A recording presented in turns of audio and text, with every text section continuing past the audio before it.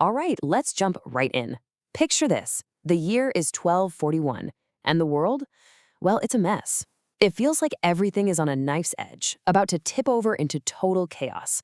We've got empires rising, others falling, all of them crashing into each other across the globe. So, all this chaos brings up a huge question, right? You've got this new, terrifying empire just tearing its way across the East. At the same time, the old rock, the very foundation of the Western Church, is starting to crumble. So, who's going to make it through this? Who will survive the storm? So, here's the plan. We're going to take a tour of this absolute whirlwind of a world. We'll start out on the steppes of Asia, then jump over to the heart of Rome, which is literally on fire. We'll visit a pretty cynical emperor, check in on a Mongol war camp, and see how all this big, epic conflict boils down to some incredibly personal, gut-wrenching choices.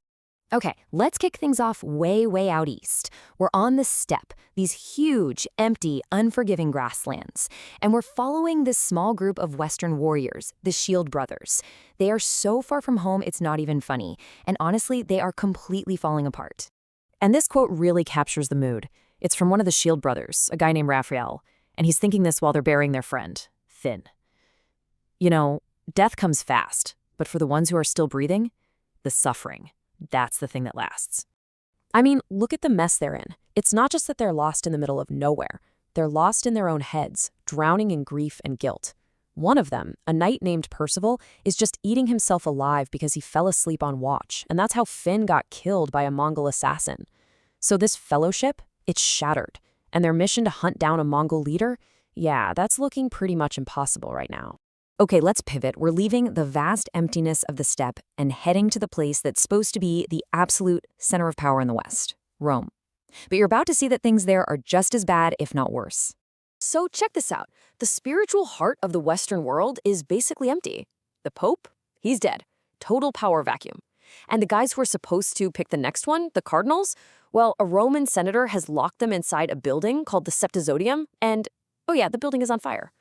No leader, and the election committee is trapped in a burning building. You can't make this stuff up. But you know what they say. In chaos, there's opportunity. And one of these cardinals, a man named Fieschi, he's not sweating it. He's scheming. He found a secret passage to hide out from the fire, and he's just biding his time. His plan? Wait for peak chaos, then walk out of the smoke and soot like he was saved by a miracle from God. I mean, what a way to make an entrance if you're trying to become the next pope, right? All right, so the church is literally burning down, and who's camped just outside the city walls, watching the smoke go up? The other major power in the West, the Holy Roman Emperor, Frederick II. And let's just say he has a different take on the whole situation. And this quote from him says it all. It's raw, it's cynical, it's pure Frederick. He's not looking at this as some big spiritual disaster. To him, it's just a political mess. He really couldn't care less who they pick for pope, because he figures whoever it is, they're just going to be another one of his enemies anyway. So what does he do when Rome sends a desperate message asking for help? He doesn't send in the troops. No, that would make him the bad guy. He's much smarter than that. He decides to play the hero. His big move? He's going to release one of the cardinals that he's been holding prisoner. See, he lets the guy go join the election, which makes Frederick look like a great, reasonable leader, all while he gets to sit back and watch the church continue to self-destruct. It's a brilliant political play. Okay, time for another jump. We're leaving the political fires of the West and heading straight into the literal fires of the East. We're going right into the belly of the beast, the Mongol war camp, the mobile capital of the Great Khan. But here's the thing. Even this seemingly unstoppable force has its weak spots. Suddenly, in the middle of the night, the whole camp is under attack. Flaming arrows are raining down everywhere. It's a surprise assault from Chinese forces, and they are hitting back hard. And we get to see this chaos from two totally different perspectives. First, there's a captive, a northerner named Hakon, who's watching from inside a cage, and he's just blown away by the Mongols. They fight with this insane, fanatical loyalty to protect their Khan. It's terrifying. But then you have a Mongol warrior, Munakoi, who's in the thick of it. And he's not just thinking about defense. He sees an opportunity, a chance to grab a powerful new weapon from the enemy. And what is this new weapon? It's called a China fire lance. Think of it as a really early, primitive kind of firearm. It's just a tube, right? But it's packed with black powder and bits of metal. When it galls off, it shoots out this huge blast of fire and shrapnel. It's loud, it's scary, and it is brutally effective. And Monokoi wants one, badly. So he takes out the guy using it, grabs the assistant, and basically forces him to show him how it works. And then, in a moment of just pure, cold-blooded pragmatism, he tests it out on a dying soldier. The results are, well, they're horrifying, but they work. And just like that, the Mongol war machine has a new, devastating toy.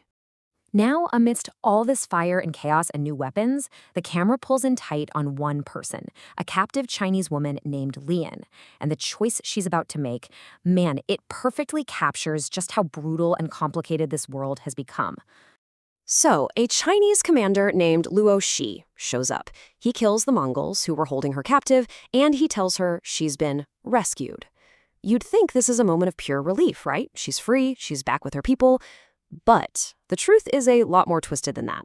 Turns out they captured her Mongol master, a guy named Ganshuk, alive. And now her supposed rescuer, Luo Shi, tells her she has to prove her loyalty by killing Ganshuk herself. She's completely trapped, so she tries to make a deal, a desperate bargain. If I do this, if I kill him, will you take me with you? And what happens next is just wow. Luo Shi holds the captive Mongol, Ganshuk, presenting his throat for the kill. Lian takes out her dagger. She makes this slow, kind of weak slash, and she misses. But it was all a fake-out, a feint. Just as her rescuer, Luo Shi, is laughing at how weak she is, she flips the dagger around and just buries it deep into his throat, with a skill that tells you she's done this before. So what does all this add up to? We're looking at a world where every single pillar of power is just crumbling. The church is all about ambition and chaos. The most powerful emperor is just playing political chess. A sworn fellowship of warriors is lost and broken. All the old rules, the old loyalties, they don't mean anything anymore. And that leaves us with one last big question. In a world like this, where all the big promises are broken and empires are on fire, where does real power actually come from? Is it from kings? Is it from gods? Or is the only power that truly matters the kind you can hold in your own hand, right at the point of a dagger?